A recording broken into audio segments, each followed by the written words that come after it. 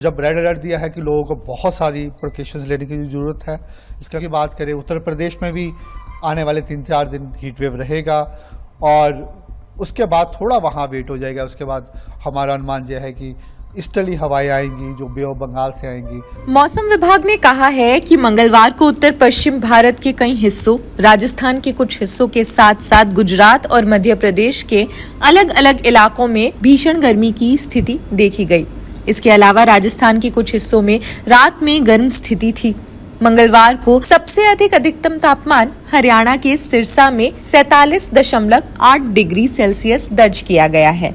सिरसा के बाद नजफगढ़, पिलानी, भटिंडा, आगरा, उसके बाद रतलाम, सुरेंद्रनगर, अकोला, दुर्ग, ऊना, इन सभी इलाकों में भयंकर गर्मी देखने को मिली है। बहुत तेज धूप पड़ रही है सर, बाहर निकलना बहुत मुश्किल हो रहा है। बार बार मुंह धो के निकल रहे हैं सर, बहुत परेशान। लेकिन अब क्या करें, मजदूर आदमी जाना पड़ता है सर सामान लेने के लिए। क्या करें सर, गर्मी की बहुत बुरी स्थिति है। दोपहर में तो निकलना ही मुश्किल हो रहा है। जहाँ भी प्याऊ दिखता है बार बार पानी पीना पड़ रहा है। कुछ हिस्सों के लिए रेड अलर्ट जारी कर दिया गया है, जिसमें अगले 5 दिनों तक लू से गंभीर लू चलने की भविष्यवाणी भी की गई है। इन राज्यों के कई जिलों में दिन का अधिकतम तापमान 47 डिग्री सेल्सियस से अधिक ही रह सकता है। देखिए, जनरली क्या है कि जो मई मंथ होता है वो साल का सबसे गर्म महीना होता है और इस समय बहुत सारी जगह जो टेम्परेचर्स हैं, अगर रेनफॉल एक्टिविटी ना हो नॉर्थ वेस्ट इंडिया में, तो 45 डिग्री क्रॉस कर ही जाते हैं।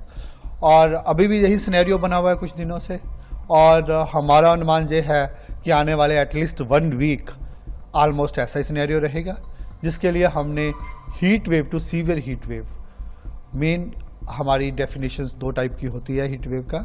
एक तो हम डिपार्चर के बेस पे देखते हैं कि अगर आपका जो सामान्य टेम्परेचर से जो टेम्परेचर्स है 4.5 डिग्री से ज़्यादा हो तो हम हीट वेव बोलते हैं, और अगर 6.5 डिग्री से ज़्यादा हो तो हम सीवियर हीट वेव बोलते हैं। लेकिन इन जनरली जो मई मंथ होता है उसमें क्या होता है कि दूसरा जो हमारा क्राइटेरिया है कि अगर आपके टेम्परेचर 45 डिग्री पहुँच जाते हैं तो भी हम हीट वेव बोलते हैं, और अगर वो 47 पहुंचते हैं तो हम उसको सीवियर हीट वेव बोलते हैं। अभी जो सिनेरियो बना हुआ वो ऐसे ही है कि बहुत सारी जगह जो टेम्परेचर्स हैं 45 डिग्री से ज़्यादा है, इवन दोनों क्राइटेरिया सेटिस्फाई हो रहे हैं, जिसके लिए हमारा यही अनुमान है कि 5 दिन राजस्थान, स्पेसिफिकली वेस्ट राजस्थान, पंजाब, हरियाणा, इसमें ऐसा ही सिनेरियो बना रहेगा, जिसके लिए हमने 5 दिन वहाँ रेड अलर्ट दिया है। और जब रेड अलर्ट दिया है कि लोगों को बहुत सारी प्रिकॉशंस लेने की ज़रूरत है, इसका मीनिंग है कि जब दिन के टाइम जनरली उनको बाहर नहीं निकलना चाहिए। जब निकलते हैं अगर मजबूरी है तो सिर ढक के निकलना चाहिए, और इसके अलावा फ्लूइड का इंटेक ज़्यादा रखना चाहिए, प्लस लाइट क्लॉथ्स पहनने चाहिए। ये सारी एडवाइजरीज हम अपने NDMA की जो गाइडलाइंस हैं उस अपने बुलेटिन्स में ऐड करते हैं। लोगों को हाई प्रिकॉशंस लेनी चाहिए।